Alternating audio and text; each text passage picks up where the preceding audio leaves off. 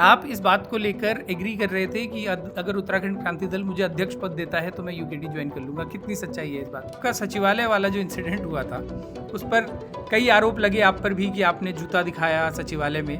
उस इंसिडेंट के बारे में थोड़ा डिटेल में एक बार बता दीजिए, फिर आगे बढ़ते हैं। नहीं, उस दिन असल में हुआ क्या था, आप अपना वर्जन बता दीजिए। मतलब आप ये बता दीजिए कि क्या मामले को लेके आप गए थे और गर्मा गर्मी क्यों हुई? गर्मा गर्मी तो हुई, इतना तो आप मानते हैं। जी, बहसबाजी हुई, गर्मा गर्मी हुई, बहसबाजी हुई, तमाम प्रकार की जो चीजें हुई है। हाथापाई हुई, मतलब उनके स्टाफ ने आपको जबरन बाहर निकालने की कोशिश की होगी, आपने रिटेलिएट किया होगा, ऐसा कुछ तो हुआ होगा, तभी बात आगे बढ़ी। जो भूकानून के नाम पर जनता लामबंद हो जाती है, बेरोजगारों के नाम पर कम से कम बेरोजगार लामबंद हो जाते हैं। लेकिन करप्शन यदि सच में इतना मैसिव है, उस पर जनता लामबंद क्यों नहीं हो? देखिए, आप कितना बड़े की बात कर रहे हैं, मैं तो कह रहा हूँ कितना बड़ा नहीं, सबसे बड़ा मुद्दा भ्रष्टाचार है। क्या आपने इस विषय में सोचा है कि आप लोग सत्ता बनाने के लिए मदद करेंगे, अपनी शर्तों पे करेंगे या किसी भी चीज़ पे करेंगे, पर कांग्रेस भाजपा के साथ संभावनाएं बनने पे सत्ता में जा सकते हैं? लेकिन चुनाव भी लड़ने जाएगा ही उत्तराखंड स्वाभिमान मोर्चा। चुनाव लड़ने जाएगा, पर चुनाव का स्वरूप क्या रहता है? उत्तराखंड स्वाभिमान मोर्चा संगठन के रूप में काम करता है या पार्टी के रूप में काम करता है, तो भविष्य के घर। जैसे अभी हाल में एक प्रेस कॉन्फ्रेंस हुई जिसमें मोहित डिमरी ने एक प्रेस कॉन्फ्रेंस की, इंडिविजुअली उसमें आप नहीं थे, संभवतः उसमें उपाध्यक्ष भी नहीं थे, त्रिभुवन चौहान भी वहाँ नहीं थे। फिर हम देखते हैं कि आप कुछ मुद्दों को उठाते हैं तो आप अपने फेसबुक पे लाइव आते हैं, आप उस पर बात करते हैं, लेकिन वहाँ भी स्वाभिमान मोर्चा एक मोर्चे के तौर पे खड़ा नहीं होता। त्रिभुवन चौहान कोई मुद्दा उठाते हैं तो वो अपने फेसबुक पे लाइव करते हैं, उसमें भी मोर्चा एक मोर्चे की तरह से नहीं सामने होता। ऐसा लगता है जैसे एक जल्दबाजी सी है सबको कि तुरंत इस मुद्दे पर आकर कुछ बोल दिया जाए, बता दिया जाए। उससे क्या होता है कि व्यक्ति तो आगे आ जाता है, लेकिन मुद्दा भी पीछे रह जाता है और संगठन भी, यानी मोर्चा भी पीछे रह जाता है। कि क्या भविष्य में ऐसी कभी संभावनाएं बन सकती हैं कि बॉबी परमार कांग्रेस या भाजपा में शामिल हो जाए? लोकसभा में आपको यूकेडी ने सपोर्ट किया, आपकी सीट पे कैंडिडेट नहीं उतारा, लेकिन जब केदारनाथ उपचुनाव हुआ तो आपने यूकेडी को सपोर्ट नहीं किया, आपने अपना प्रत्याशी उतारा। कि कौन लोग हैं जो मुंह पे राम और बगल में छोरी वाला जो एक कहावत है, वो वाली मैं कहूँगा। क्योंकि इसमें कहा कि कई लोग, हो सकता है कि भाजपा भी कई लोगों को फंड करे, और भाजपा इसलिए फंड करें कि उत्तराखंड स्वाभिमान मोर्चा, बॉबी परमार, त्रिभुवन चौहान, मोहित डिमरी या अन्य इसमें हमारा सैनिक प्रकोष्ठ बनाया, वो सारे लोग जिसमें अध्यक्ष कर्नल साहब को बनाया गया है। तो कहीं ना कहीं मुझे लगता है कि उस फोर्स को डैमेज करने के लिए, उस फोर्स को नीचे करने के लिए मुझे लगता है कि भाजपा जरूर फंड किसी को करेगी। हो सकता है वो कोई क्षेत्रीय दल हो, क्षेत्रीय संगठन हो, ये पूरी कोशिश चल रही है। और समय के साथ अगर ईश्वर ने साथ दिया, तथ्यों के साथ उत्तराखंड की जनता के सामने आएंगे। मुझे कई सारे लोगों ने ये फीडबैक दिया है कि बॉबी परमार अभी किसी पद पे नहीं है, लेकिन फिर भी उन तक पहुंचना, उनको डायरेक्ट कनेक्ट रखना, वो इजीली अवेलेबल या इजी एक्सेसिबल नहीं है। उनसे सीधे संपर्क हो जाए या वो जल्दी से किसी जगह पे आ जाएं, इसमें बड़ी मुश्किल होती है।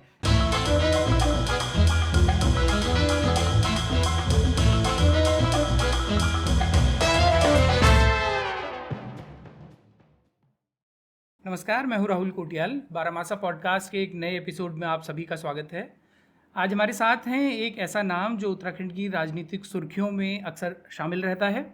उत्तराखंड बेरोजगार संघ के पूर्व अध्यक्ष और उत्तराखंड स्वाभिमान मोर्चा के वर्तमान अध्यक्ष बॉबी परमार। बॉबी भाई, बहुत बहुत स्वागत बारामासा में। बहुत बहुत धन्यवाद आपका। बॉबी भाई, जैसा मैंने इंट्रोडक्शन में ही कहा कि उत्तराखंड बेरोजगार संघ के पूर्व अध्यक्ष, अभी बहुत ताज़ा आप वर्तमान से पूर्व हुए हैं, उस पर थोड़ा चर्चा यहीं से शुरू करते हैं कि ये पद आपने छोड़ा तो संभवतः इसलिए कि पूरा समय अब स्वाभिमान मोर्चा को दे पाएँ। क्या ये सही है? इसी वजह से मूल कारण यही है? बिल्कुल, मूल कारण यही है कि हम लोगों ने कई वर्षों से बेरोजगार संघ में रहते हुए यहाँ के छात्रों की लड़ाई लड़ी, बेरोजगारों की लड़ाई लड़ी, और उस लड़ाई को लड़ते लड़ते कई अनुभव प्राप्त हुए और कई चुनौतियाँ भी मिली। उन चुनौतियों का सामना हमारी टीम ने डटकर किया। पर एक समय होता है हर चीज़ का। स्टूडेंट पॉलिटिक्स से बाहर निकलने के लिए ये भी किया गया, और संभवतः जिस टीम ने हमारे साथ काम किया है, मुझे लगा कि वो टीम वास्तव में मजबूत है बेरोजगार नौजवानों की आवाज़ को बुलंद करने के लिए, तो उनको ये जिम्मेदारी मिली है। दूसरी बात यह है कि अब बेरोजगार संघ जो है वो नॉन पॉलिटिकली संगठन है, और हमेशा नॉन पॉलिटिकली उसे रहना पड़ेगा। तो हमने जब चुनाव लड़ा, तो चुनाव लड़ने के बाद तो पॉलिटिकली आदमी हो ही जाता है, तो उसके बाद कोई ऐसा लांछन संगठन पर ना लगे या ऐसा लांछन हम पर भी ना लगे कि अब बेरोजगारों के साथ छलावा कर रहे हैं या राजनीति कर रहे हैं। तो ये सारी चीज़ें हमसे जितना हो सकता था हमने भरपूर प्रयास किया कि बेरोजगारों की लड़ाई में कोई कमी कसर ना रहे। और निश्चित तौर पर मैं ये पूर्ण विश्वास के साथ कह सकता हूँ कि जो अब कमान संभाले हुए जो टीम है वो भी इसी तरह से लड़ेगी। पर अब उत्तराखंड स्वाभिमान मोर्चा का दायित्व अगर मिला है तो जिस प्रकार से बेरोजगार संघ की लड़ाई को मजबूती से लड़ा वहाँ रहते हुए, अब उत्तराखंड स्वाभिमान मोर्चा के टीम में इस संगठन में आकर ये जो जिम्मेदारी दी है, मैं पूरा प्रयास करूँगा कि इसका निर्वहन पूरी ईमानदारी और निष्ठा के साथ कर सकूं। तो इसी पे बात शुरू करते हैं कि स्वाभिमान मोर्चा, एक तो आपने बात ये कही कि उत्तराखंड बेरोजगार संघ जो था वो नॉन पॉलिटिकल ही रहे, इसी में ये इंडिकेशन भी बहुत स्पष्ट है कि स्वाभिमान मोर्चा प्योरली पॉलिटिकल होने जा रहा है। देखिए, उत्तराखंड स्वाभिमान मोर्चा पॉलिटिकल पार्टी तो नहीं है, परंतु पॉलिटिकल मुद्दों उठाने के लिए और पॉलिटिकली बयान देने के लिए या सारी जो भी चीज़ें कहें पॉलिटिकल प्रेशर बनाने के लिए ये प्योर पॉलिटिकल संगठन। लेकिन चुनाव भी लड़ने जाएगा ही उत्तराखंड स्वाभिमान मोर्चा। चुनाव लड़ने जाएगा, पर चुनाव का स्वरूप क्या रहता है, उत्तराखंड स्वाभिमान मोर्चा संगठन के रूप में काम करता है या पार्टी के रूप में काम करता है, तो भविष्य के। तो अभी जो करंट उसका मोटो है या एम है या एजेंडा है वो क्या है? वो साफ तौर पर है कि इस प्रदेश में ऐसे चेहरे तराशना जो इस प्रदेश की कमान अपने कंधों पर भविष्य में ले सके। तो ये तो सीधे ही पॉलिटिकली हो गया। मैं वही कह रहा हूँ ना, पॉलिटिकल पार्टी नहीं है पर वर्क पॉलिटिकल है। और हो सकता है कि उत्तराखंड स्वाभिमान जो चेहरे तराशे जाएंगे वो फिर राजनीति में ही आएंगे। बिल्कुल आएंगे, क्योंकि ये प्रदेश की ज़रूरत है। अगर इस ज़रूरत को पूरा नहीं किया गया तो उत्तराखंड आंदोलन से और उत्तराखंड बनने के बाद से अभी तक जो स्थिति प्रदेश की हुई है वो बड़ी दयनीय है। आप भी जानते हैं, हम भी जानते हैं और पूरी प्रदेश की जनता जानती है। तो अगर कोई ऐसा संगठन आगे नहीं आएगा जो उत्तराखंड में नए चेहरों को तराशेगा, जो उनको तैयार करेगा, तो निश्चित तौर पर बड़ी देरी हो जाएगी और इस उत्तराखंड हमारे हाथों से निकलता जाएगा। कैसा रिस्पांस मिल रहा है आपको? जब से उत्तराखंड मोर्चा बना उसके बाद एक यात्रा भी आप लोग कर चुके हैं, उस यात्रा में कैसा रिसेप्शन था आप लोगों का जनता के बीच में? और क्योंकि हमें जितनी चर्चा आपकी टिहरी लोकसभा सीट के समय पे रही हो या उसके बाद निकाय चुनावों में भी रही हो, उस पैमाने का रिसेप्शन हमको नहीं ऐसा नज़र आया आम जनता को कि उतना व्यापक लोगों ने स्वीकार किया हो। आपका व्यक्तिगत अनुभव क्या रहा? देखिए, कुछ चीज़ें क्षणिक भर के लिए होती है, उसमें रिस्पांस भी इंसान जल्दी में देना पड़ता है इंसान को। परंतु कुछ चीज़ें ऐसी होती है कि जिसको बनाया जाता है और उसकी शुरुआत जब की जाती है तो शुरू में दिक्कतें आती हैं। शुरू में इंसान सोचता है, क्योंकि उत्तराखंड स्वाभिमान मोर्चा से जो जुड़ेगा वो 4 दिन के लिए, हफ्ते भर के लिए, महीने या साल भर के लिए नहीं आएगा। वो उसकी पूरी स्टडी करेगा, उसकी कार्यशैली देखेगा, उसकी ईमानदारी देखेगा, कार्यकुशलता देखेगा, तमाम प्रकार की वो चीज़ें देखेगा। तो निश्चित तौर पर हमारे द्वारा उत्तराखंड स्वाभिमान मोर्चा के द्वारा जो ये यात्रा प्रदेश भर में अभी की गई, तो उसमें अलग अलग जिलों में जाकर जिला मुख्यालयों में हमारे द्वारा गोष्ठियाँ की गई। उन गोष्ठियों में लोग निकल कर आए हैं, भले ही उनकी तादाद कम हो, परंतु लोग घर से निकल कर आए हैं और एक रिस्पांस उनका जो है वो सकारात्मक रिस्पांस है।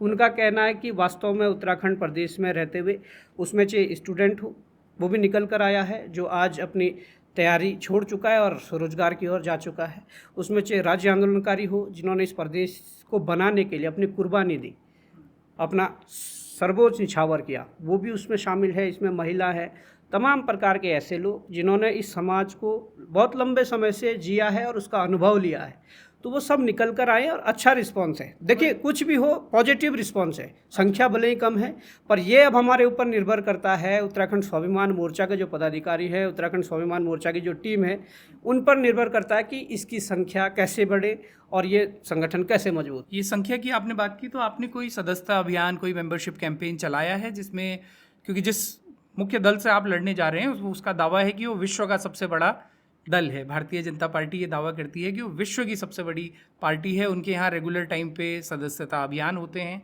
और इस बात के लिए तो उनकी तारीफ़ की ही जानी चाहिए कि उनका संगठन बहुत ऑर्गेनाइज तरीके से ग्रास रूट बूथ लेवल से लेकर के और टॉप लेवल तक बहुत अनुशासन से काम करता है। तो आपका जो सामने जो प्रतिद्वंदी हैं वो बड़े मजबूत हैं उस स्तर पर, तो आप लोगों की क्या स्ट्रेटजी है? देखिए, बिल्कुल इसको झुठलाया नहीं जा सकता कि जो हमारे सामने चुनौतियां हैं, वो भाजपा के रूप में हो, कांग्रेस के रूप में हो, या इस प्रदेश के भीतर ऐसी मानसिकता या सोच हो जो लंबे समय से अपनत्व को या उत्तराखंडियत को नहीं समझ रही है, वो सारी चुनौतियां हैं।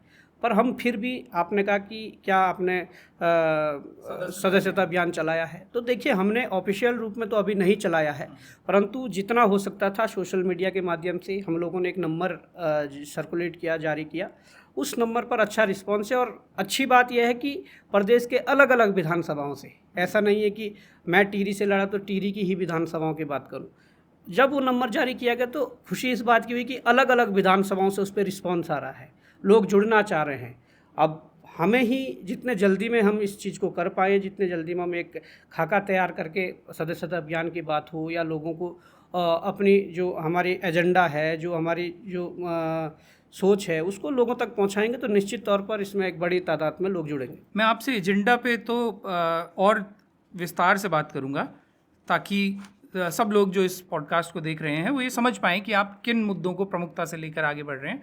लेकिन उससे पहले थोड़ा सा उत्तराखंड स्वाभिमान मोर्चा के बारे में ही, कि जब से हमने देखा उत्तराखंड स्वाभिमान मोर्चा का गठन हुआ, मुख्य तौर से जो 3 पदाधिकारी बनाए गए, अध्यक्ष, उपाध्यक्ष और महासचिव, उसके बाद से तीनों संगठित रूप से मुद्दों को उठाते हुए नज़र नहीं आ रहे हैं। जैसे अभी हाल में एक प्रेस कॉन्फ्रेंस हुई जिसमें मोहित डिमरी ने एक प्रेस कॉन्फ्रेंस की और जल जीवन मिशन के घोटालों के बारे में बात की। हम देखते हैं कि वो इंडिविजुअली उसमें आप नहीं थे, संभवतः उसमें उपाध्यक्ष भी नहीं थे, त्रिभुवन चौहान भी वहाँ नहीं थे। फिर हम देखते हैं कि आप कुछ मुद्दों को उठाते हैं तो आप अपने फेसबुक पे लाइव आते हैं, आप उस पर बात करते हैं, लेकिन वहाँ भी स्वाभिमान मोर्चा एक मोर्चे के तौर पे खड़ा नहीं होता। त्रिभुवन चौहान कोई मुद्दा उठाते हैं तो वो अपने फेसबुक पे लाइव करते हैं, उसमें भी मोर्चा एक मोर्चे की तरह से नहीं सामने होता। ऐसा लगता है जैसे एक जल्दबाजी सी है सबको कि तुरंत इस मुद्दे पर आकर कुछ बोल दिया जाए, बता दिया जाए। उससे क्या होता है कि व्यक्ति तो आगे आ जाता है। मान लीजिए कि आप कोई मुद्दा उठा रहे हैं तो लोग ये तो समझते हैं कि बॉबी पंवार मुद्दा उठा रहा है, लेकिन मुद्दा भी पीछे रह जाता है और संगठन भी, यानी मोर्चा भी पीछे रह जाता है। ये कमी क्यों है? देखिए, मैंने अभी आपको जस्ट अभी पहले कहा है कि हम लोग जब तक खाका तैयार नहीं कर लेते हैं, अभी वो खाका तैयार नहीं हुआ है। निश्चित तौर पर हमने संगठन बनाने को लेकर जल्दीबाजी में 3 पद हमने भरे, क्योंकि एक वो होना चाहिए था, केंद्र बिंदु एक होना था, उसको लेकर करा। उसके बाद भाई मोहित डिमरी की बात हो, भाई त्रिभुवन चौहान की बात हो या हमारी बात हो, जब हमने प्रेस कॉन्फ्रेंस की तो हाल ही में जो हमारे द्वारा प्रेस कॉन्फ्रेंस की थी, वो लंबे समय से शंभू पासवान वाला जो मुद्दा था, उस दिन करनी ही थी, वो अर्जेंट था, क्योंकि उसके बाद उसके जो कागज़ तैयार किए गए हैं फिर से कोर्ट में उसको डाला जाएगा, वो इसलिए उस दिन ज़रूरी था। मोहित भाई किसी काम से यहाँ नहीं थे। दूसरी बात है, भाई त्रिभुवन चौहान जी जब से यात्रा शुरू हुई है तो अपने क्षेत्र में हैं, वो अलग है। मोहित भाई के द्वारा जिस दिन प्रेस कॉन्फ्रेंस की थी वो मुद्दा जल जीवन मिशन का है। उसमें हमारे द्वारा पहले भी नरेंद्र नगर विधानसभा के अंदर एक आंदोलन जो पुष्पा रावत जी के द्वारा चलाया जाया था, उसमें समर्थन दिया। उसमें त्रिभुवन भाई भी थे, मोहित भाई भी थे, मैं भी था। पर हमने मुख्य सचिव से भी उसमें वार्ता की, जिन्होंने पेयजल सचिव को मार कर रखा है कि कमेटी गठित की जाएगी। जिस दिन मोहित भाई ने की उस दिन हम यहाँ नहीं थे। तो ऐसा नहीं है, कुछ मुद्दे होते हैं कि त्वरित उसमें उठाने पड़ते हैं और ज़रूरी नहीं है कि हर दिन हम सब साथ मिले। परंतु मैंने कहा कि जब जैसे ही एक खाका तैयार हो जाएगा, निश्चित तौर पर आपको हमारे अलावा भी जिन और लोगों को जिम्मेदारी दी जाएगी, वो उस प्रेस कॉन्फ्रेंस हो, आंदोलन हो या कोई विरोध प्रदर्शन हो, उसमें मुख्य रूप से वो लोग भी सब सामूहिक रूप से दिखेंगे जिन लोगों को आगामी जिम्मेदारी दी जानी है। अच्छा, एजेंडा पे अभी बात करेंगे। उससे पहले एक और सवाल मेरा ये कि आप जिस तरह की फोर्स की बात कर रहे हैं, जिस तरह की एक विकल्प की राजनीति की बात कर रहे हैं, पिछले कुछ समय से यूकेडी फिर से एक्टिव होती हुई नज़र आई है और कई मुद्दों पे तो बिल्कुल ये कहा जा सकता है कि भंवरे ने खिलाया फूल, फूल को ले गया राजकुंवर वाले मामले की तरह से। जो भू कानून का मुद्दा लंबे समय से, हालांकि यूकेडी का वो मुद्दा 90s से रहा है, लेकिन पिछले कुछ समय में यूकेडी उस अवस्था में जा चुकी थी कि उतनी मजबूती से नहीं उठा रही थी उन मामलों को। लेकिन उनके जो युवा हैं वो इस मामले को उठा रहे हैं, बल्कि जो पहाड़ी बनाम नॉन पहाड़ी वाला जो ध्रुवीकरण है उसको बहुत मजबूती से उन्होंने दोबारा से पिक करना शुरू किया है। और लोगों को, वो आप लोगों के, इन लोगों से कोई वार्ता वाले टर्म्स हैं आगे लॉन्ग टर्म में यूकेडी के साथ में गठबंधन की या साथ में मिलके कांग्रेस भाजपा को चुनौती देने की, इस स्तर पे कोई बातचीत अभी फिलहाल चल रही है या इसकी संभावना है? देखिए, उत्तराखंडियत की जो बात करेगा, उत्तराखंडियत का मतलब है कि यहाँ की बोली, भाषा, संस्कृति, यहाँ के मुद्दे, यहाँ का रोजगार, यहाँ के प्राकृतिक संसाधन, तमाम प्रकार की ये सारी चीज़ें, ये उत्तराखंडियत है।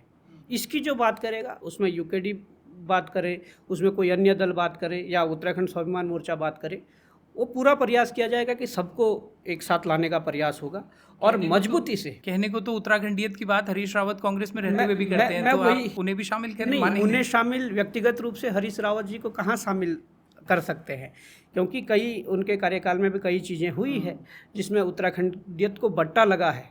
भले ही वो प्रचार प्रसार अपने सोशल मीडिया के माध्यम से यहाँ के खान पीन से लेकर तमाम प्रकार की चीज़ों का करते हैं, परंतु ऐसा नहीं है कि उनके कार्यकाल में उत्तराखंडियत को बट्टा नहीं लगा है, लगा है। तो इसलिए वो भी जिम्मेदार है इस चीज़ के। तो निश्चित तौर पर नए लोग, नई सोच जो लोग आएंगे उत्तराखंडियत के मुद्दे पे, उनको प्रयास किया जाएगा जो वास्तव में, क्योंकि उत्तराखंडियत केवल जुबान पे नहीं होनी चाहिए। मैं तो साफ कहता हूँ, हो सकता है कि कई दल या कई लोग ऐसे हो जिनके जुबान पे उत्तराखंडियत है परंतु अंदर कुछ और चल रहा है, उस बात को बिल्कुल परखा जाएगा। कैसे परखेंगे? लेकिन बिल्कुल परखेंगे। आप लोगों ने आप अभी कह रहे हैं तो हम समय के साथ बताएंगे कि कौन लोग हैं जो मुंह पे राम और बगल में छुरी वाला जो एक कहावत है वो वाली मैं कहूँगा, क्योंकि इसमें कहा कि कई लोग, हो सकता है कि भाजपा भी कई लोगों को फंड करे, और भाजपा इसलिए फंड करें कि उत्तराखंड स्वाभिमान मोर्चा, बॉबी पंवार, त्रिभुवन चौहान, मोहित डिमरी या अन्य इसमें हमारा सैनिक प्रकोष्ठ बनाया, वो सारे लोग जिसमें अध्यक्ष कर्नल साहब को बनाया गया है। तो कहीं ना कहीं मुझे लगता है कि उस फोर्स को डैमेज करने के लिए, उस फोर्स को नीचे करने के लिए मुझे लगता है कि भाजपा जरूर फंड किसी को करेगी। हो सकता है वो कोई क्षेत्रीय दल हो, क्षेत्रीय संगठन हो, ये पूरी कोशिश चल रही है। और समय के साथ अगर ईश्वर ने साथ दिया, तथ्यों के साथ उत्तराखंड की जनता के सामने आएंगे। बॉबी भाई, मेरे पास कई सोर्सेज से ये बात है कि चुनाव के समय पे आप इस बात को लेकर एग्री कर रहे थे कि अगर उत्तराखंड क्रांति दल मुझे अध्यक्ष पद देता है तो मैं यूकेडी ज्वाइन कर लूँगा। कितनी सच्चाई है इस बात? नहीं, देखिए, चुनाव के समय पर नहीं था। मैं इस बात को आपके सामने और जनता के सामने कहना चाहूँगा। चुनाव के समय पे ये था कि उनके द्वारा कहा गया कि हमारे टिकट से लड़ लीजिए। हमने कहा हम टिकट से नहीं लड़ेंगे, आपको अगर समर्थन देना आप दीजिए, और अगर नहीं देना है तो 4 आप लड़ा ही लें, 5वां भी लड़ा लीजिए। ये हमारे शब्द थे। परंतु ठीक है, मैं धन्यवाद देना चाहता हूँ यूकेडी का कि उन्होंने टिहरी पे हमें समर्थन दिया और मिलकर आगे लड़े। लेकिन परंतु बात अध्यक्ष की अगर आप कह रहे हैं तो चुनाव के दौरान कोई ऐसा वो नहीं था। हाँ, मैंने ये कहा कि यूकेडी ने आज समर्थन दिया है, भविष्य में हम सोच सकते हैं कि अगर इस प्रकार से चीज़ें बनेगी तो यूकेडी को पूरा रिफॉर्म करके या पूरी नई ताकत के साथ अगर संभावना बनेगी या लगेगा तो निश्चित तौर पर इस पर विचार किया जाएगा, ऐसा है। अच्छा, मतलब इस पे आप एग्री करते हैं कि इस तरह की बात हुई, मतलब कि यदि अध्यक्ष पद पर बात बनती है तो आप उत्तराखंड बात अध्यक्ष की नहीं थी। हमने कहा कि जो यूकेडी खत्म हुई है उस जड़ पर जाना पड़ेगा, क्यों यूकेडी का ग्राफ गिरा है उस पर विचार करना पड़ेगा। तो जो निकलकर कुछ चीज़ें आई है उसको लेकर हमारे लोगों ने, हमारे द्वारा या कहा गया कि भाई इसमें रिफॉर्म लाना है, इसमें ये चीज़ें होनी है, इसमें चेंजेस होना है। बात हमारी या किसी और की उस पर नहीं थी कि हमें बनना या किसी और को, वो रिफॉर्म की बात थी। परंतु अगर उसके लिए कोई राज़ी नहीं होगा तो निश्चित तौर पर वो बात अभी अधूरी है, बात सारी पर संभावनाएं खुली हैं, आप ये कह रहे हैं। देखिए, हमने अभी कहा कि उत्तराखंडियत की जो बात करेगा उसको साथ लेने में कोई हर्ज नहीं है, कोई समस्या नहीं है।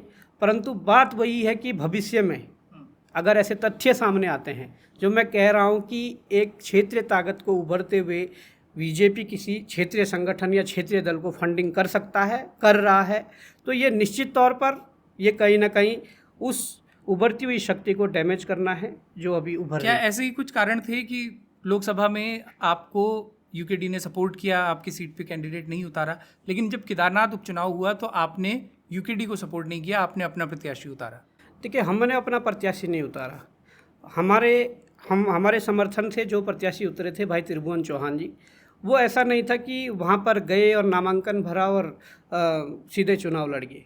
उनको हमने देखा था, वो उस उपचुनाव से भी पहले कई महीनों से वहाँ पर पड़े हुए थे, जन जन के साथ वो काम कर रहे थे, और कई 2-4 वर्षों से, 5 वर्षों से, 7 वर्षों से पहले भी उनका पुराना वहाँ जो है पूरा नाता रहा है उस क्षेत्र से, और पूरी तरीके से वहाँ के जनहित के मुद्दों को उठाने का रहा है। तो देखिए, एक फेस ऐसा होता है जो अननोन नहीं होता है, तो निश्चित तौर पर जनता उसको आसानी से एक्सेप्ट कर लेती है। अब बिल्कुल अननोन चेहरे को अगर उठा दोगे तो वो बहुत ज़्यादा ऐसे तो हर फील्ड में, हर क्षेत्र में बॉबी भाई कोई ना कोई लगाई। जैसे आपके लिए जब अपना कैंडिडेट बैठा दिया यूकेडी ने, तो ऐसा नहीं है कि पूरे टिहरी लोकसभा में उनके पास कोई चेहरा ही ना रहा हो जो काम ना कर रहा हो। यूकेडी के लेकिन पास आपको समर्थन करने के लिए उन्होंने चेहरा किया। हो सकता था, परंतु जो यूकेडी का चेहरा केदारनाथ में था, हम तो कह रहे थे कि भाई त्रिभुवन चौहान जी को आप समर्थन कर दिए। वार्ता हुई है तमाम प्रकार की, परंतु सहमति नहीं बनी। तो देखिए बहुत सारी चीज़ें रिजल्ट में भी दिख गई है। हम केवल ये कह रहे हैं कि केवल डमी कैंडिडेट के रूप में जो है रिजल्ट के समय वो ना दिखे। ठीक है, हार जीत अलग बात है, कैंडिडेट लड़ता है तो हारता भी है जीतता भी है, परंतु कम से कम हारने के बाद भी उसके चर्चे हो, हारने के बाद भी वो दिखे कि ना, यदि वास्तव में और थोड़ी मेहनत हो जाती या और थोड़ा समय मिल जाता तो जीतने की कगार पर ऐसे कैंडिडेटों को मैं आज भी नहीं, मैं भविष्य में भी यही कहता हूँ। कल के दिन अगर 27 में चुनाव में जाते हैं या आगामी और चुनाव में जाते हैं तो कम से कम दांव ऐसे चयनों पर लगाया जाए जो निश्चित तौर पर जहाँ पर मामला ठीक ठाक बैलेंस कर रहा हो। ठीक है, तो अब एजेंडा पे थोड़ा बात करते हैं कि उत्तराखंड क्या आपको क्या लगता है, आप लंबे समय से बेरोजगार संघ के माध्यम से युवाओं की और बेरोजगारों की तो बात उठाते ही रहे हैं, उसके अलावा आपने कई घोटालों पे, भ्रष्टाचार पे और वैसे प्रसंग छिड़ा है तो पहले इस पे भी एक बार बात करते हैं कि आपका सचिवालय वाला जो इंसिडेंट हुआ था उस पर कई आरोप लगे आप पर भी कि आपने जूता दिखाया सचिवालय में। उस इंसिडेंट के बारे में थोड़ा डिटेल में एक बार बता दीजिए, फिर आगे बढ़ते हैं। देखिए, उस घटना के बारे में मैं अगर आपको बताऊंगा तो वो सब मीडिया में जो चल रहा था वो प्रचलित है। आरोप प्रत्यारोप लगे, सचिव के द्वारा 3 दिन में 3 स्टेटमेंट अपने बदले गए, तो वहीं से पता लगता है अभी कि क्या जो स्टेटस है उस मामले का, उसमें कोई आपके खिलाफ दर्ज हुआ है अपराध? बिल्कुल केस चल रहा है, मुकदमा चल रहा है, उसकी जांच चल रही है और वो जांच पुलिस से ट्रांसफर होकर एसआईटी को चली गई है। बिल्कुल एसआईटी। क्या क्या धाराएं आप पे लगी हैं उसमें? धाराएं अब मेरे को याद नहीं है कि क्या क्या धाराएं लगाई, लेकिन एक सरकारी अधिकारी को धमकाना, मारना, पीटना, तमाम प्रकार की धाराएं उसमें ऐड की गई है। तो हमने तो तब भी कहा था कि भाई अगर गलत हैं तो वहाँ पर तथ्य जुटाएं, सारी चीज़ें जो भी है। और जो सचिव ने कहा कि भाई ठेके को लेकर कह रहे थे, तो हम तो कहते हैं कि उस ठेकेदार का नाम ले आइए, उस फर्म का नाम ले आइए जो हमने कहा, उसमें भी वो नाकाम रहे। फिर उन्होंने बहुत सारी 3 दिनों में 3 स्टेटमेंट बदले गए। और मैं तो कहता हूँ कि जो ये ब्यूरोक्रेट्स है ये वास्तव में हावी है।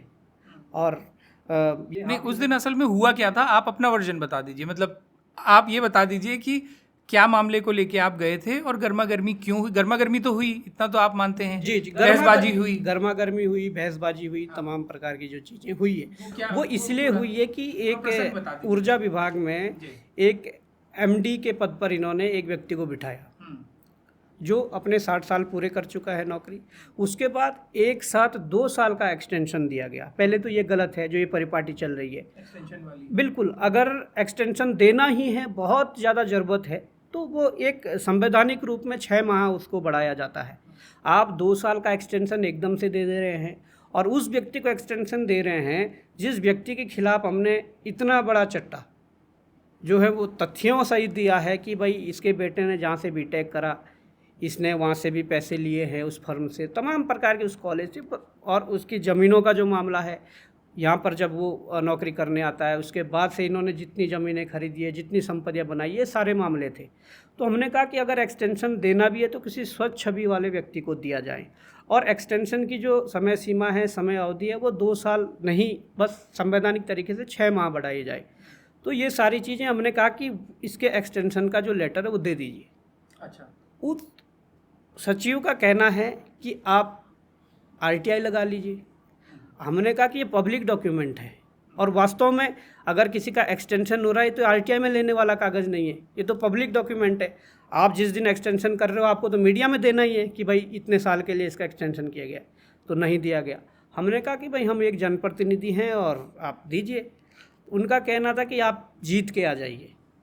अच्छा, जब तक आप जीत के नहीं आएंगे तब तक हम आपको ये डॉक्यूमेंट नहीं दे सकते या तब हम आपकी बात सुनेंगे, ये उनका कहना था। हमने कहा यदि हम जीत के आ जाएं तो तुम्हारे जैसे अधिकारियों को यहाँ पर बिठाने की ज़रूरत नहीं है। हम स्वच्छ और ईमानदार अधिकारियों को यहाँ पर बिठाएंगे अगर हम जीत के आते हैं, अगर हम पावर में आते हैं या कोई वो आते हैं। तो इस बात पे बहस हो गई, गर्मा गर्मी हो गई। तो तमाम प्रकार की चीज़ें, जब गर्मा गर्मी हुई तो उनके स्टाफ के लोग भी आए, तो फिर मामला हाथापाई हुई? नहीं, देखो हाथापाई नहीं हुई। मतलब उनके स्टाफ ने आपको जबरन बाहर निकालने की कोशिश की होगी, आपने रिटेलिएट किया होगा, ऐसा कुछ तो हुआ होगा, तभी बात आगे बढ़ी। उनके स्टाफ ने जबरन बाहर करने की कोशिश नहीं की, और वो जो माहौल था, अगर जबरन बाहर निकालने की बात होती तो निश्चित तौर पर हाथापाई होती। तो जब बहुत ज़्यादा बहस हुई तो सचिव साहब खुद कमरा छोड़कर बाहर निकल गए, फिर उनके पीछे हम भी बाहर निकल गए। अच्छा, और फिर ये कितनी देर आप वहाँ से उसके बाद आप लौट आए थे सचिवालय से? उसके बाद हम बाहर आए तो क्या करना था। और फिर उसके बाद उन्होंने शिकायत दर्ज करवाई कि आपने वहाँ पर हाथापाई की, आपने जूता निकाल के मारा, तमाम प्रकार के जो आरोप है ये टेंडर के लिए कर रहे थे, ये सारी चीज़ें। उसमें वहाँ कहीं CCTVs लगे हुए थे? देखिए, मैं तो कहता हूँ कि प्रदेश के हर एक कार्यालय में, वो कार्यालय क्लर्क से लेकर चाहे मुख्य सचिव तक का कार्यालय हो, हर कार्यालय में CCTV फुटेज लगने चाहिए। वहाँ था या नहीं था? देखिए, वहाँ मैं जहाँ बैठा था उसके पीछे कैमरा था, वो CCTV कैमरा था या केवल वॉइस जो वो कॉन्फ्रेंस होती है उसका स्पीकर था, उसका वो था, क्या था, परंतु मैं तो कहता हूँ कि सचिवालय के अंदर हर एक कमरे में जो है कैमरा लगना चाहिए, क्योंकि हमने देखा है, हमने सुना है वहाँ जिस प्रकार की चीज़ें जो चलती है, उसके लिए अगर कैमरा लग जाए तो निश्चित तौर पर वो जो डील सचिवालय के अंदर होती है वो बंद हो जाएंगी, भले ही वो अपने घरों में और किसी होटलों में करें। तो उसी डील की वजह से फिर आप एक अटैची लेके भी उसके बाद सचिवालय देखिए, उस घटना के बाद हमारे सचिवालय आना जाना बंद कर दिया था। हुआ क्या कि जब ये घटना हुई तो दूसरे दिन सचिवालय में हड़ताल कर दी गई, सारे कर्मचारियों के द्वारा वहाँ बैठेगी। परंतु ठीक है, IAS एसोसिएशन जो है मुख्य सचिव के पास गई, मुख्यमंत्री के पास गई, पर उसमें भी आधा सचिवालय एक किनारे था, आधा सचिवालय एक किनारे था। फिर ये कहा गया कि इस व्यक्ति को पास नहीं दिया जाना चाहिए। तो जब ये चीज़ें हुई तो हम तो देखो जनप्रतिनिधि है, क्षेत्र में जाते हैं महीने में 4-5 बार, क्षेत्र की समस्याएं आते हैं तो वहीं से चीज़ें होनी है, उसके लिए सचिवालय जाएंगे तो पास चाहिए। जब मैं 5-7 दिन से कॉल कर रहा था, अति हो गई थी, कोई कॉल उठाने के लिए तैयार नहीं था, सचिव से लेकर मुख्य सचिव, अपर सचिव, तमाम प्रकार के कोई भी लोग। तो इस प्रकार से वो उनको आईना दिखाना पड़ा कि अगर हमें पास के द्वारा नहीं आने दोगे तो हम भी उसी तरीके से आएंगे जिस तरीके से शाम को 6 बजे के बाद लोग आते हैं।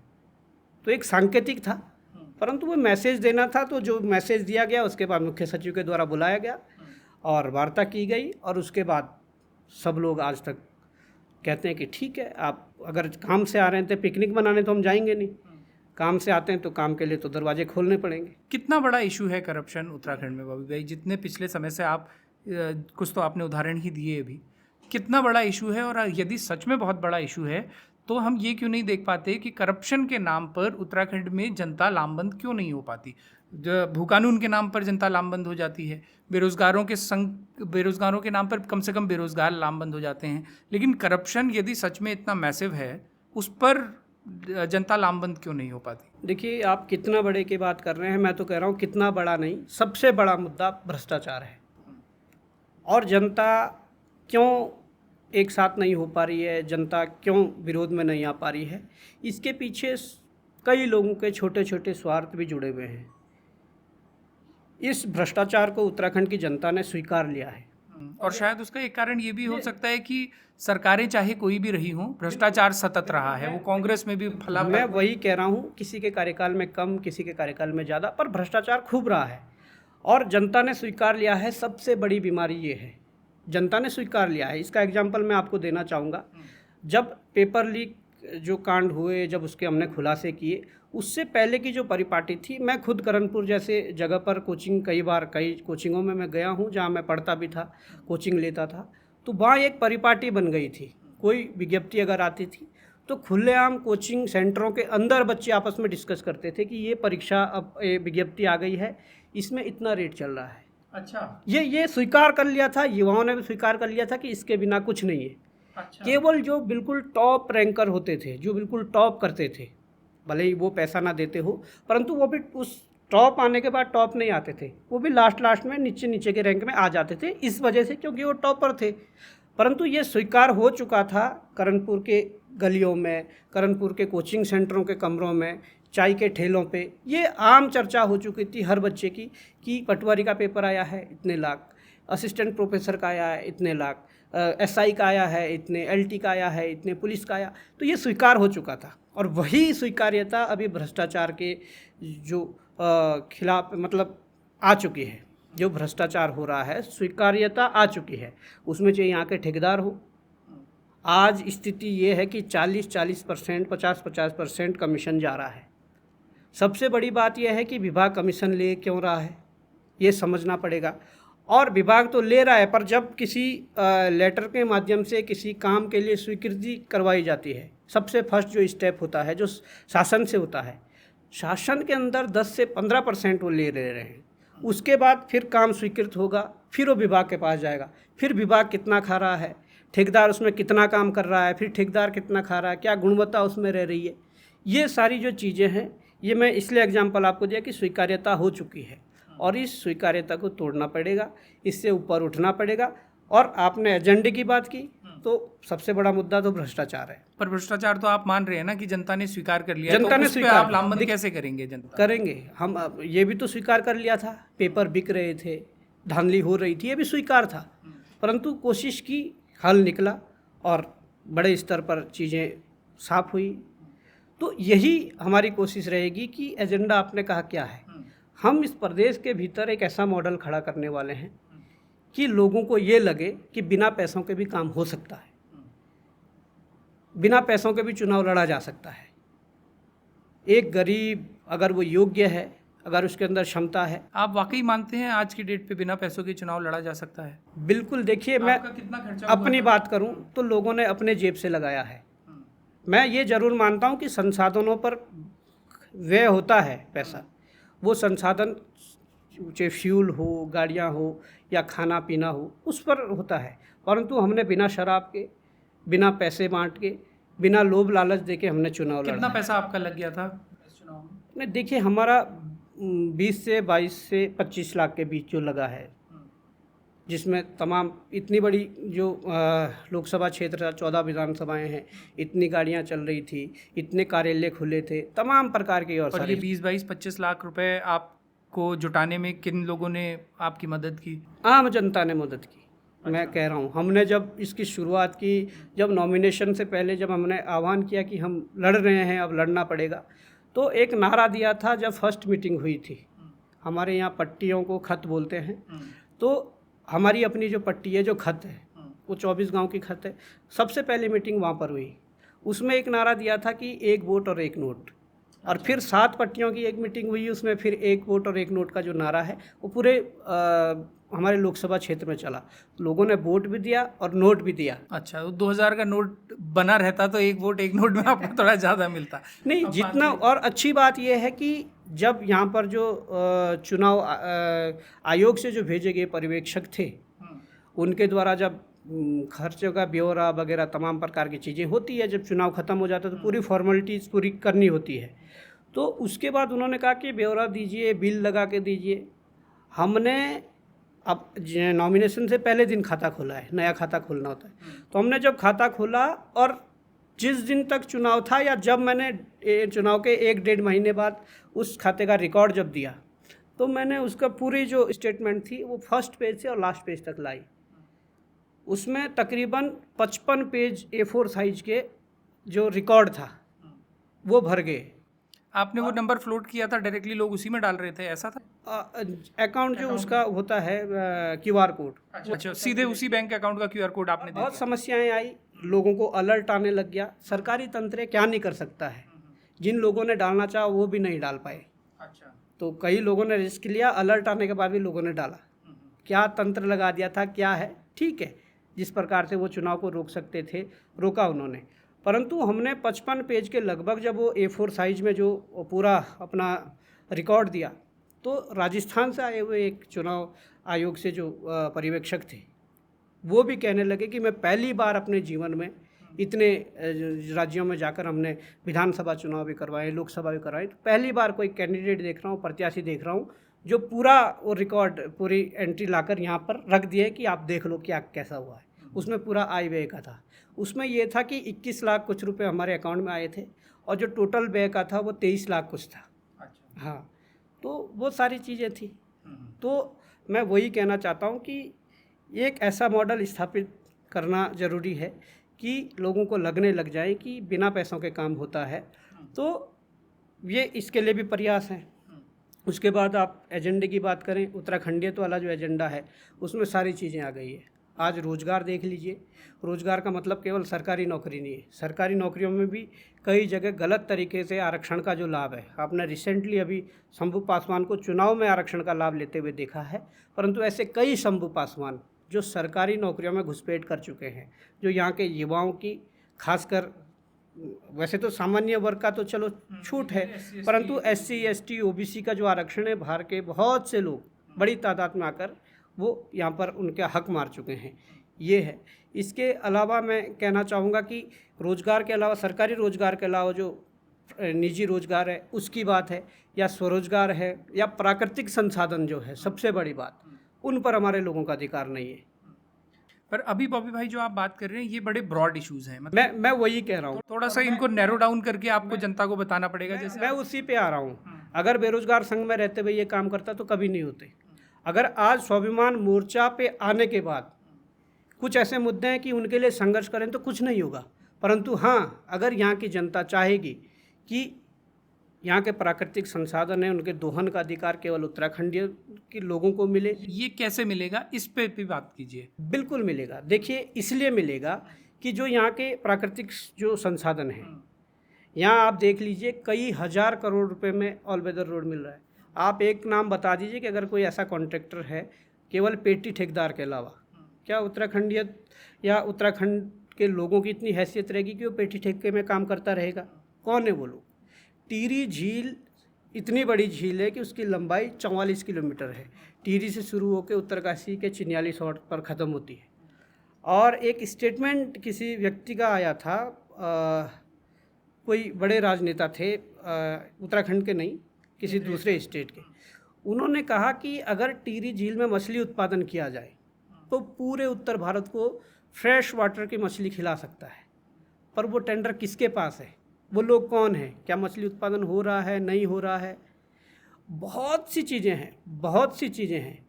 और क्या वहाँ पर जो रोज़गार का स्टेटस है, जब मैं अभी क्षेत्र भ्रमण में था और टिहरी में जब पहुँचा तो वहाँ के जो वर्कर्स हैं जिनका शोषण हो रहा है, जो कॉन्ट्रैक्ट बेस पे रखे गए हैं, उनका कहना ये था कि हमें कॉन्ट्रैक्ट बेस पे रखा गया है और जब मर्जी हमें हटाने की ये पावर रखते हैं। और हमारे साथ व्यक्ति जो सेम कार्य हमारा है, सेम कार्य उनका है, परंतु वो बाहरी स्टेट का है, उसकी सैलरी ज़्यादा दे रहे हैं, हमारी कम दे रहे हैं। तो ये सारी चीज़ें कहाँ से उत्पन्न हो रही है? क्या वो कंट्रोल हमारे लोगों के हाथ में है या नहीं है? नहीं है। इसका मतलब ही तो ये सारे उदाहरण निकल के आ रहे हैं।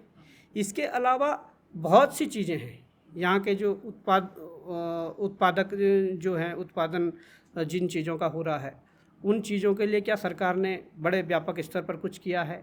नहीं किया है। यहाँ किस प्रकार से यहाँ का युवा स्वावलंबी बन सकता है, उसके लिए कुछ किया है? आप अभी मैं रिसेंटली कहूँ, एक सोलर प्लांट के लिए कई सालों से सरकार प्रचार प्रसार कर रही है। उसमें भी कह रहे हैं कि सरकार, उत्तराखंड सरकार ने स्टेट की जो सब्सिडी है वो ख़त्म कर दी है। तो ऐसे ये उत्तराखंड नहीं चल पाएगा।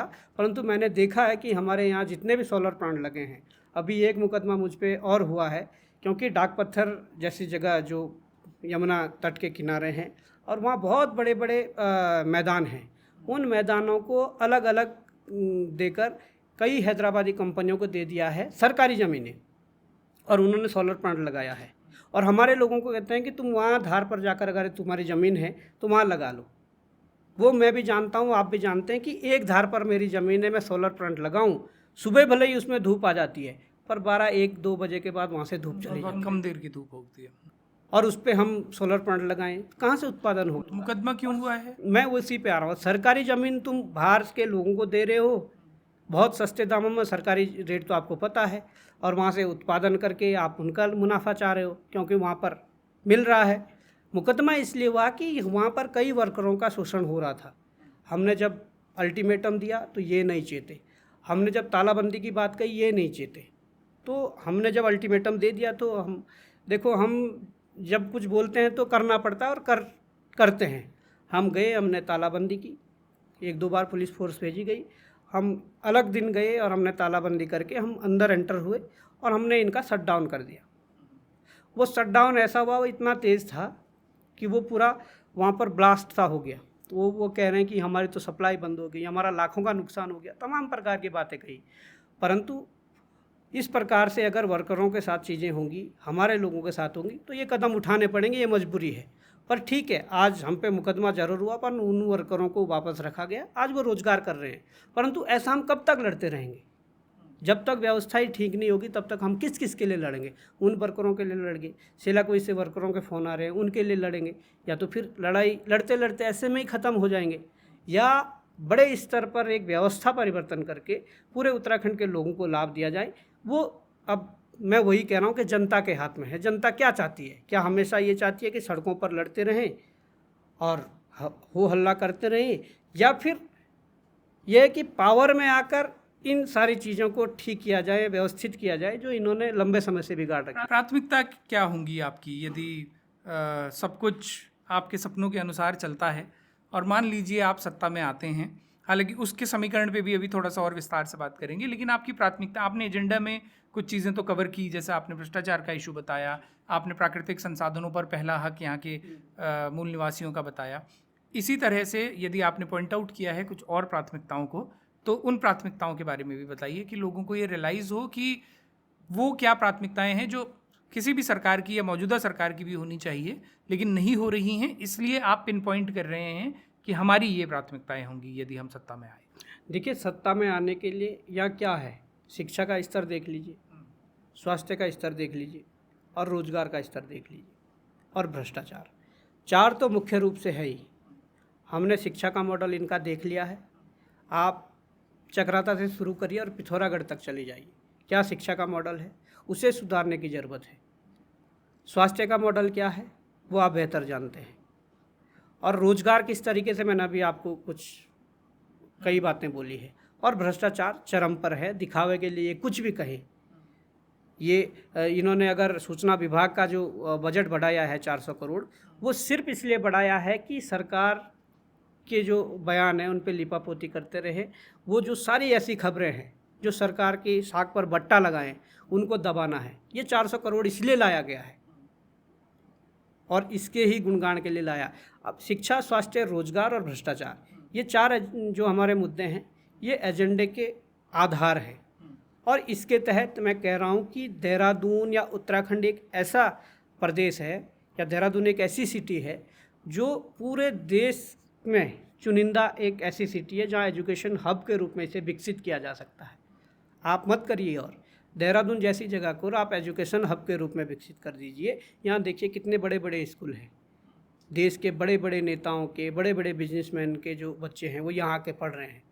क्या इलाहाबाद जैसी जगह को इन्होंने विकसित किया है एजुकेशन हब के रूप में? वहाँ का क्लाइमेट क्या है?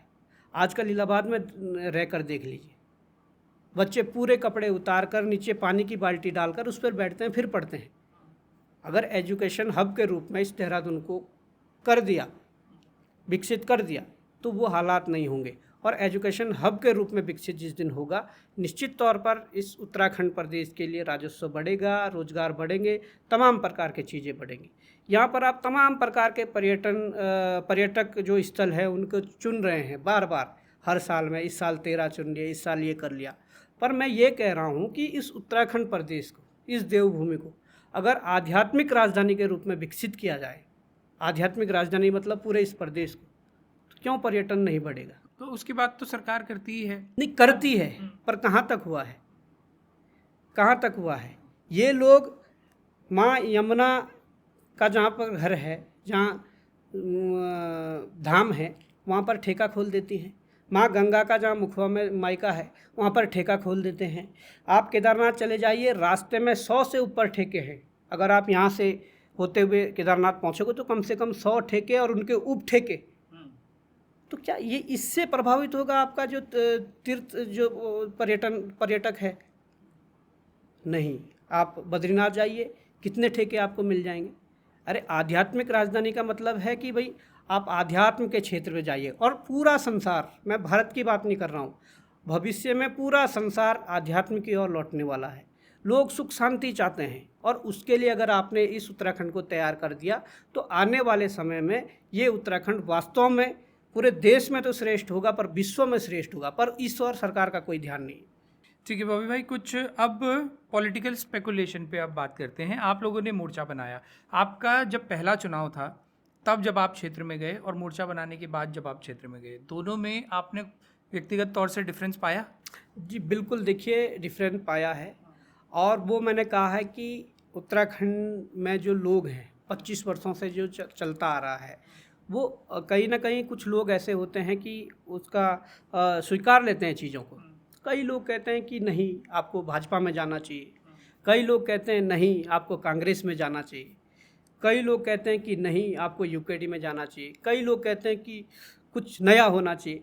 तो मतलब ये है कि अब जो भी होगा वो तो करके देना पड़ेगा। जिस दिन लोगों को ये समझ आएगा कि कुछ हो सकता है, लोग जुड़ेंगे। परंतु कुछ लोग आशावादी होते हैं, कुछ लोग दूरगामी सोच के होते हैं। उन लोगों के लिए, उन लोगों का जो रिस्पॉन्स है वो पॉजिटिव है। पर पहले जब आप एक सीट पे चुनाव लड़े, उस समय पे बहुत अच्छा रिस्पांस आपको मिला, क्योंकि एक बज़ भी क्रिएट हुआ।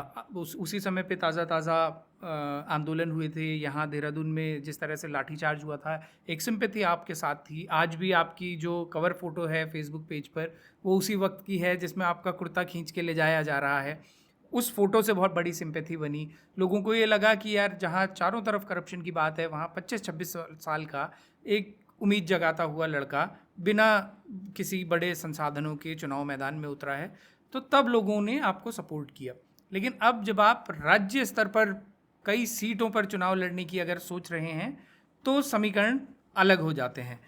अब आपके पास पहले तो अभी ये भी बताइए कि हालांकि आपने शुरुआत में ये कहा कि अभी उसका स्वरूप बहुत अच्छे से डिसाइड नहीं किया है, लेकिन फिर भी मतलब मोर्चा बना है तो स्वाभाविक इसलिए बना है कि सत्ता में आना है। इस बात के लिए भी आपने जवाब दिए कि सत्ता में आएंगे तो क्या करेंगे, एजेंडे पे भी आपने बात की। तो निश्चित तौर से ये तो सोचा होगा कि भाई सत्ता में आने के लिए कम से कम 35-36 सीटों पे तो लड़ना ही पड़ेगा, अगर 100% भी आप जीत मान के चल रहे हैं तो इतनी सीटों पे लड़ने के लिए भी कोई अभी तक कोई तैयारी, कोई नीतिगत चर्चाएं आपस में हो रही हैं? देखिए, कितने सीटों पर लड़ना है, कितने पर नहीं लड़ना है, ये तो भविष्य में मतलब 27 से पहले तय होगा कि कहाँ लड़ना है, कहाँ नहीं लड़ना है। पर यह जरूर है कि जिन सीटों पर लड़ा जाएगा वहाँ पर चुनाव के तरीके से लड़ा जाएगा। हमारा मकसद केवल ये नहीं है कि हम 70 सीटों पर लड़कर किसी को कमज़ोर करें और किसी को ताकतवर बनाएं। मकसद ये होगा कि जिन सीटों पर लड़ा जाएगा चुनाव के तरीके से लड़ा जाएगा। और आपने कहा कि इसका भी स्वरूप नहीं बना, तमाम प्रकार। मैं आपको एक बात और भी बताता हूँ। जब हम प्रदेश भ्रमण में थे तो तमाम प्रकार के ऐसे राजनेता जो काफ़ी अनुभवी हैं, जो कुछ दलों में भी पहले काम कर चुके हैं, संगठन के भी अनुभव है और कहीं ना कहीं पदों पर भी रहे हैं, ऐसे लोगों के भी फ़ोन कॉल और उनके रिस्पांस और जुड़ने के लिए तमाम प्रकार की कोशिशें हुई है। मतलब जो संभावनाएं तलाश रहे हैं आप लोगों के साथ। परंतु हमारा प्रयास ये है कि फ़िलहाल जब तक इस संगठन का स्वरूप नहीं बन जाता, जब तक इस संगठन अपने कुछ कार्यों को आगे नहीं बढ़ा लेता, तो तब तक हमें नए फ्रेश चेहरे चाहिए। तब तक हमें ऐसे चेहरे चाहिए जो काम कर सके, जो सत्ताधीश हो या विपक्ष हो, इनके आगे ना झुके और ना रुके। ऐसे चेहरों की ज़रूरत है। यदि आप लोग, ये हाइपोथेटिकल सवाल है हालांकि, और 27 में अभी समय है तो जल्दी भी हो सकता है सवाल, लेकिन फिर भी इससे एक कम से कम ये रिफ्लेक्शन आपका वो तो साफ होगा कि विजन क्या है। यदि आप लोग 5, 6, 7, 8 सीट लेके आते हैं इस मोर्चे के तहत, और सरकार बनाने में कांग्रेस को या भाजपा को, दोनों में से किसी भी दल को उन सीटों की ज़रूरत होती है, क्या आपने इस विषय में सोचा है कि आप लोग सत्ता बनाने के लिए मदद करेंगे, अपनी शर्तों पे करेंगे या किसी भी चीज़ पे करेंगे, पर कांग्रेस भाजपा के साथ संभावनाएं बनने पे सत्ता में जा सकते? नहीं, देखिए, शर्त उत्तराखंडियत की होगी।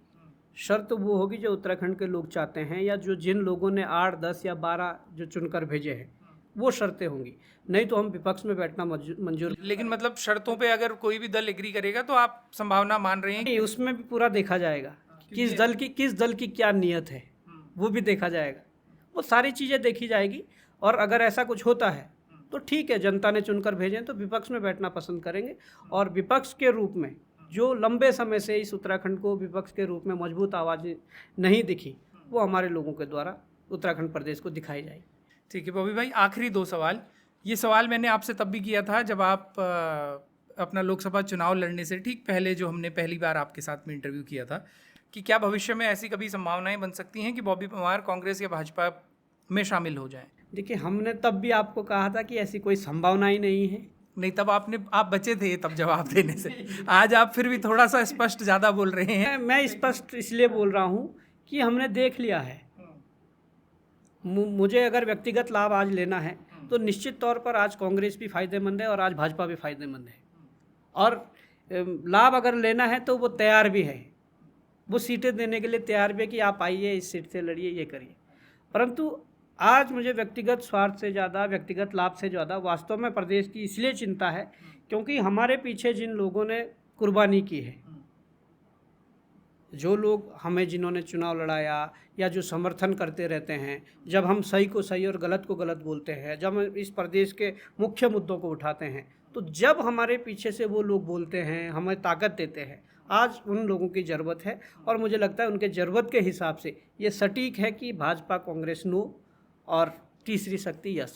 चलिए, तो आज आप ज़्यादा क्लैरिटी से, इस बात पे मुझे अच्छा लग रहा है कि आप ज़्यादा क्लैरिटी से बोल रहे हैं कि भाजपा कांग्रेस में आपको नहीं देखा जाएगा। आखिरी सवाल, लेकिन उससे पहले आप एक सवाल और पूछ लेता हूं, जिससे कि आपके कई प्रतिद्वंदियों को अभी से कुबलाहट होने लगेगी कि बॉबी परमार की विधानसभा सीट क्या होगी। देखिए, शायद ये आपने भी उस दौरान पूछा था कि कहाँ पर, उस समय तो क्लियर हो चुका था, पर उससे पहले जिन जर्नलिस्ट ने हमसे सवाल किए थे, जब चुनाव लड़ने का नहीं था लोकसभा, उससे या नामांकन नहीं किया था, तो उनका कहना था कि कहाँ से लड़ोगे। हमने कहा कि हम अपने घर से लड़ेंगे। उस समय मेरा घर टिहरी लोकसभा में आता था और आज भी यही कहूँगा कि दरवाज़ा घर से खुलता है और आप अगर ये बात कर रहे हैं तो घर से ही लड़ेंगे। घर से लड़ेंगे, वो बड़ा दिलचस्प समीकरण है आपके दिलचस्प। घर और का। मेरे लिए, मतलब मेरे लिए क्या, प्रदेश के लोगों के नज़रों में, दोनों पार्टियों के नज़रों में, जो राजनीतिक व्यक्तित्व है उनकी नज़रों में, जो समाज सेवक है उनकी नज़रों में, सीट बड़ी चुनौतीपूर्ण है, परंतु हम कहेंगे हमें वो चुनौती स्वीकार है। अच्छा, यदि आप इस सवाल पे आंसर करना चाहें कि आपके व्यक्तिगत तौर से प्रीतमजीत सिंह जी से और मुन्ना सिंह चौहान जी से, जो कि आपके क्षेत्र के दो अलग अलग पार्टियों के इतने मजबूत स्तंभ हैं कि वहाँ ये माना ही जाता है कि किसी तीसरे के लिए इतनी तगड़ी घेराबंदी है, इतनी मजबूत किलेबंदी है, आपके पर्सनल टर्म्स कैसे हैं? इन लोगों से मुलाकात होती है? देखिए, हमारे टर्म्स किसी से ख़राब नहीं है। हमारे टर्म्स उनसे ख़राब हो जाते हैं जो भ्रष्टाचार करते हैं, और जिनके खिलाफ हम बोल जाते हैं तो उनसे टर्म्स ख़राब हो जाते हैं। हमारी ओर से नहीं होते हैं, वो टर्म्स उनकी तरफ से ख़राब हो जाते हैं। और आज व्यक्तिगत तौर पर किसी से कोई ऐसा मनमुटाव नहीं है, किसी से कोई इस प्रकार की चीज़ें नहीं है। परंतु हाँ, आपने ज़रूर कहा कि जिन दोनों के नाम आपने लिए हैं वो कहते हैं कि तीसरा कोई ना घुसे। ये सच्चाई है कि अगर चक्राता से मुन्ना चौहान नहीं लड़ेंगे, और जैसे विकासनगर से लड़ते हैं, और उनकी, मुन्ना चौहान जी की पत्नी भी चक्राता से नहीं लड़ेगी, तो ये ज़रूर हो जाता है कि इनका आपस में तालमेल हो जाता है। वो कहते हैं कि विकासनगर में आप हमें वोट डलवाइए, चक्राता में आप हमें वोट डलवाइए, ये समीकरण हो जाता है। परंतु मुझे उम्मीद है कि हमारा जो यूथ वोटर है, जो यूथ कैडर है, जिन लोगों ने बहुत सी चुनौतियाँ देखी है, जिन्होंने दर दर की ठोकरें खाई है, जिन्होंने उन ठोकरें खाते हुए परिवार वालों की गालियाँ सुनी है, रिश्तेदारों की गालियाँ सुनी है, इन नेताओं के तंज सुने हैं जो कहते हैं कि ये बेरोजगार है, ये क्या कर लेंगे, तमाम प्रकार की चीज़ें, तो ये उस कैडर के लिए फैक्ट है। वो चाहे कोई इशारा करे, ये कैडर नहीं जाने वाला। और मैं चाहता हूँ कि जब भी चुनौती कोई लें तो बड़ी चुनौती लें, इसलिए स्पष्ट रूप से कह रहे हैं कि चुनौती बड़ी लेंगे। देखिए, जंग होगी, परंतु उसका परिणाम तो कौन कैसे लड़ा, किसने, किसके क्या विचार थे, किस तरीके से चुनाव लड़ा गया, या किस तरीके से अपने विचार पहुंचाए गए, वो सारा उस पर डिपेंड करता है। ठीक है, आखिरी सवाल, जो कि आपके लिए एक फीडबैक भी है। मुझे कई सारे लोगों ने ये फीडबैक दिया है कि बॉबी परमार अभी किसी पद पे नहीं है, लेकिन फिर भी उन तक पहुंचना, उनको डायरेक्ट कनेक्ट रखना, वो इजीली अवेलेबल या इजी एक्सेसिबल नहीं है। उनसे सीधे संपर्क हो जाए या वो जल्दी से किसी जगह पे आ जाएं, इसमें बड़ी मुश्किल होती है। तो ऐसा क्यों है, ये भी आप बताइए। और यदि आप इससे बहुत अच्छे से अवेयर नहीं हैं तो ये फीडबैक मैं आपको बता रहा हूँ, जो मुझे कई लोगों ने बोला कि बॉबी परमार बहुत इजीली अवेलेबल नहीं होते हैं, जबकि आप तो जिस समाज की और जिस तबके की आप लड़ाई लड़ने, जिसका प्रतिनिधित्व आप कर रहे हैं, उनकी एक कॉल पे या उनके इजी एक्सेस में आपको होना चाहिए। नहीं, देखिए क्या होता है कि अगर तो पर्टिकुलर एक विधानसभा क्षेत्र को देखा जाए तो ये चीज़ें संभव है। भले ही मैं पर्टिकुलर एक विधानसभा से लड़ूंगा और तमाम प्रकार की चीज़ें हैं, परंतु आज जो ज़रूरत है प्रदेश को, आज मुझे चकराता भी जाना पड़ रहा है, आज पिथौरागढ़ भी जाना पड़ रहा है, आज हल्द्वानी भी जाना पड़ रहा है, कहीं भी जाना पड़ रहा है। आज चुनाव लड़ने के बाद किसी के सुख में किसी के दुख में भी सम्मिलित होना पड़ रहा है, कभी देहरादून हूँ, कभी कहीं हूँ।